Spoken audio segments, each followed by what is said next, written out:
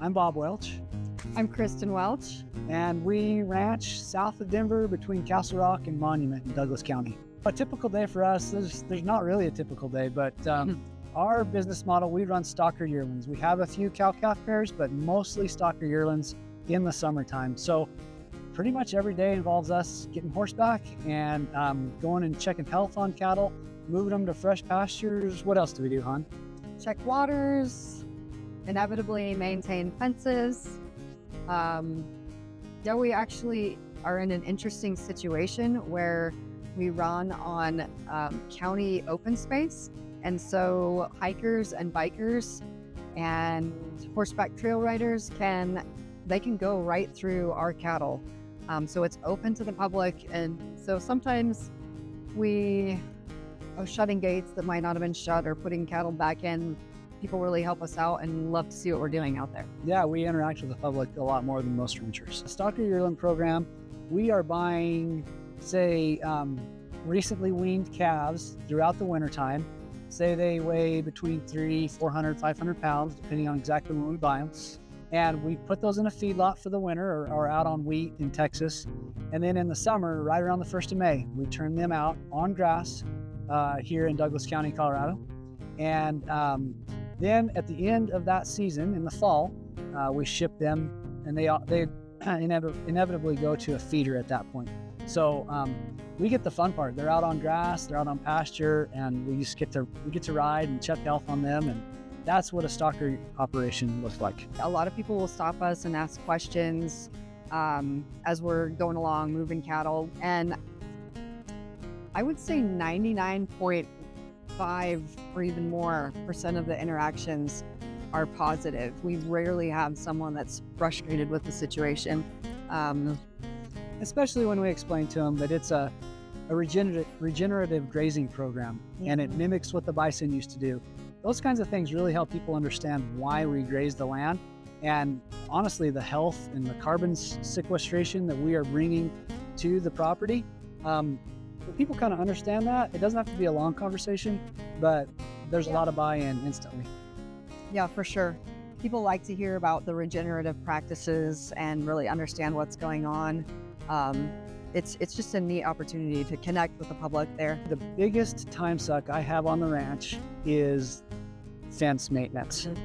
The way our deal's set up, we've got a lot of fences. Some of them, we're in a high intensity, low duration grazing program, so that's a lot of little pastures.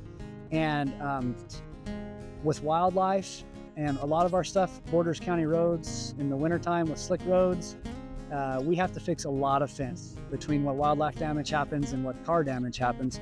And so yeah, that's probably the biggest thing that people wouldn't expect is all the fence repair we have to deal with. Anybody can visit our operation. We run on Douglas County open space here in Colorado, and the gates are open. But if we happen to run into them and could talk to them, I would hope that people would take two things away. Number one, we care deeply about our cattle, and we try to make them as comfortable as we can and as healthy as we can. And then number two, we take care of the range. We keep an eye on the grasses and just try to manage the grasses in a way that they will improve. If we ever walked away, we would hope that the grasses would be better when we left than when we started. I think it's really neat to be part of a vital industry. Everybody wakes up in the morning and has breakfast. People enjoy steaks, hamburgers. Food is fellowship, and people get together and enjoy meals. And that is cool to be a producer that's just part of that piece of our society, that vital, important piece. Yeah, and I really enjoy continuing the legacy of the cowboy skills and the stockmanship skills and the range management skills. Those kinds of things just haven't gotten old yet. It's still fun for me.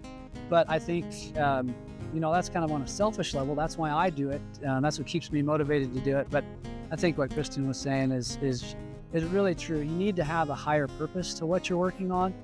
And the higher purpose is feeding people a safe, nutritious product.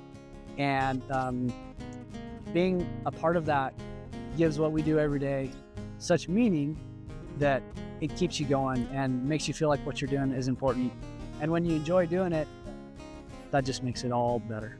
And it's really exciting to see that on a national level, beef is back. I mean, we turned the pyramid upside down. We've got the highest quality protein right there on top, being suggested as a really fabulous nutritional source. And that's pretty neat to actually see that come full circle and help more people understand that beef is so healthy for us. And it's absolutely the most complete protein that we can consume. And that's kind of encouraging as a producer to see some of that coming back around.